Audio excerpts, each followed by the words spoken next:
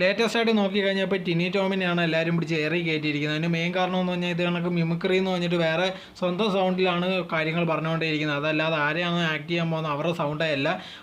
പണ്ട് നോക്കി കഴിഞ്ഞാൽ ടിനി ടോം ഉണ്ടെങ്കിൽ ഇത് കണക്കൊക്കെ വന്ന് ആക്ട് ചെയ്യുമ്പോഴത്തേക്കുണ്ടെങ്കിൽ അവരുടെ സൗണ്ടൊക്കെ എടുക്കുമ്പോൾ നമുക്ക് കുറച്ചെങ്കിലും മാച്ച് തോന്നുന്നതായിരിക്കും. പക്ഷേ ഇപ്പോൾ കുറച്ച് വർഷങ്ങളായിട്ട് നോക്കി കഴിഞ്ഞാൽ ചെയ്യുന്നതെല്ലാം ഉണ്ടെങ്കിൽ ഭയങ്കര മോശമുള്ളതാണ്. സ്വന്തം സൗണ്ട് മാത്രമേ വരുന്നുള്ളൂ. അതല്ലാതെ ഇത് കണക്ക് മിമിക്രി എന്ന് വന്നിട്ടുണ്ടെങ്കിൽ ആരെയാണോ അഭിനയിക്കാൻ പോകുന്നത് അല്ലെങ്കിൽ ആരുടെ സൗണ്ടാണോ എടുക്കാൻ പോകുന്നത് അതുണ്ടെങ്കിൽ വരുന്നതൊന്നുമില്ല. പക്ഷേ പിന്നെയും ഉണ്ടെങ്കിൽ ഇത് കണക്ക് ഒരുപാട് പേരുണ്ടെങ്കിൽ വന്നിട്ട് ഷോയിൽ വിളിക്കുന്നുണ്ട്, ഇവിടെ വന്ന് അഭിനയിക്കുന്നുമുണ്ട്.